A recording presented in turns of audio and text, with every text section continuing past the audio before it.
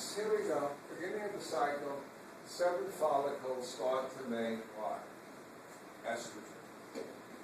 Okay? We started with day 1. You're about day 4 or 5. You know what?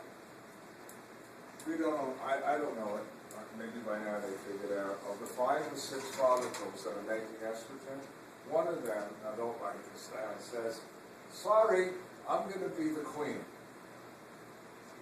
Oh, you kidding? I am going to live. The rest of you are going to what? Drop dead. So only one follicle what? Continues to grow and keeps making what? Estrogen. You all with me? Keeps making estrogen. Now, what's telling her to make estrogen? FSH primarily and a little LH. Remember from the pituitary? What tells the follicles to make estrogen? FSH. So here we go. You're making estrogen. This is really cute. There's the remaining follicle. Look at it. It's getting bigger. See it? Big from here to here. There's the egg. It's just getting, the egg is pushed right up to the surface. The follicle is filling with fluid, and the estrogen is making the uterine lining what? Thicker. You all with me?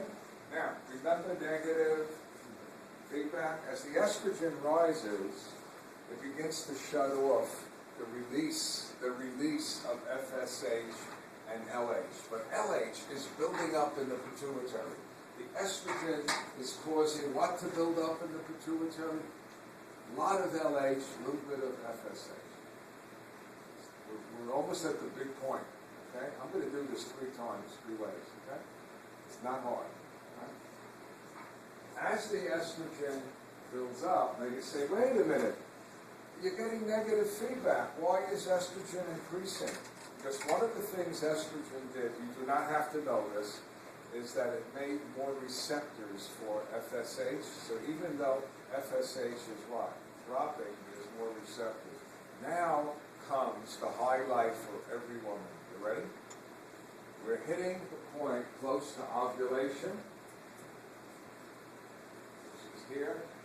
The estrogen has what? Gone up, and it gets really, really high. And you know what that triggers?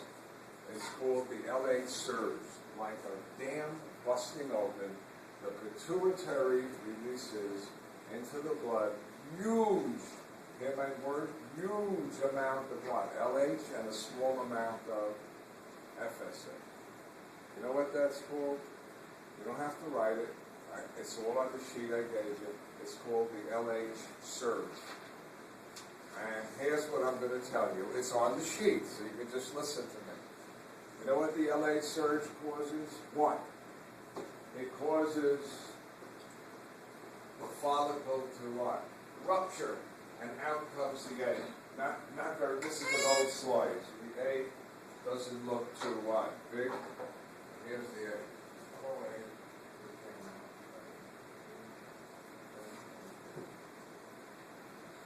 That's called ovulation. Wait. Don't worry. I'll do this with you twice, I promise. So what happened right around this cycle? You got an LH surge out of the pituitary. What caused it? The rise in estrogen. What did the LH do? 1, caused ovulation. Wait till you see the next thing it does. After the woman releases the egg, remember the follicle? Look what the follicle does. Look at it. It does this. It collapses. It even bleeds a little bit. Right? It looks like it's what? Dead. It's close to the surface of the ovary. Remember, when a woman ovulates, the ovary is covered by a layer of cuboidal epithelium. That egg comes out with such force, it makes a hole in the ovary. And about 1 in 4 women feel it. They'll tell you exactly when they ovulate. They'll feel a stick. First on this side, and then next month on this side. The Germans gave it a cute name called Mittelschmerz, meaning middle pain. Any women here get middle class? You get it? No? You get it? No? My other class, all the women get it. Isn't that strange? No one here? You know, sometimes, but when I do it with about 80 women, I get about 20 will go, yay, I get middle class. So now what's happened? You feel you've ovulated. The follicle has what? Collapsed. Watch the next stage. Out of those follicular cells come new cells. New cells. They give rise to new cells that fill with a yellow fluid. And they get big. And they get big. And they're on the surface of the ovary. And you know what they're called? It's no longer a follicular cell. It's called, see it here? See the yellow? It's called the corpus luteum. Write it later. It's, you don't have to, it's on your sheet. Corpus meaning body, and luteum.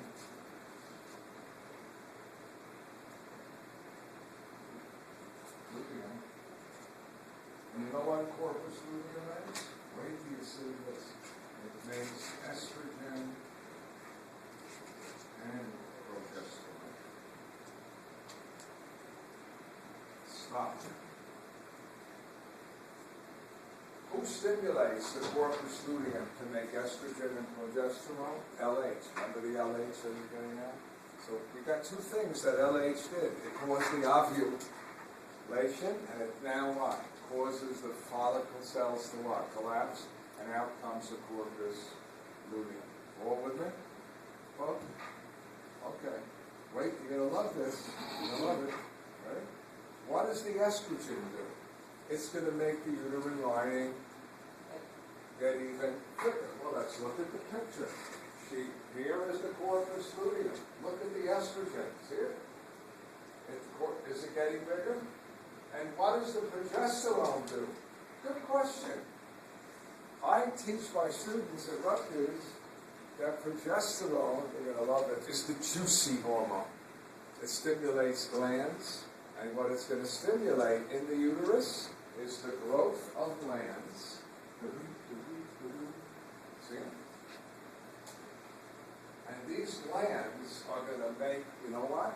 Glycogen. Remember your old friend glycogen? In case there's a pregnancy and all the cells, burrows in, it has what? Some sugar, right?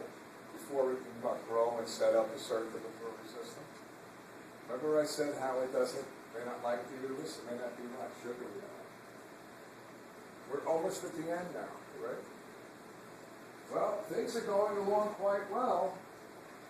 Estrogen is building up, progesterone is building up, causing the uterine lining to what? Get thicker, it's getting glandular.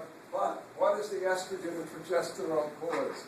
Negative feedback, and the pituitary says, okay, I'm not going to release any more FSH and LH, and without that, the corpus luteum dies. And if the corpus luteum dies, there's no more what? Estrogen or progesterone.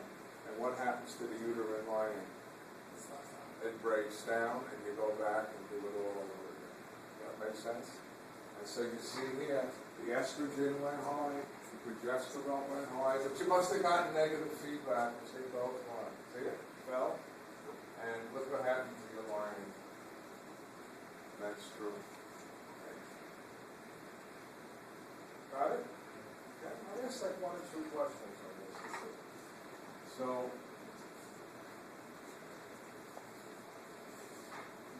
another reason that women may be sterile, their pituitaries are not releasing right amounts of what?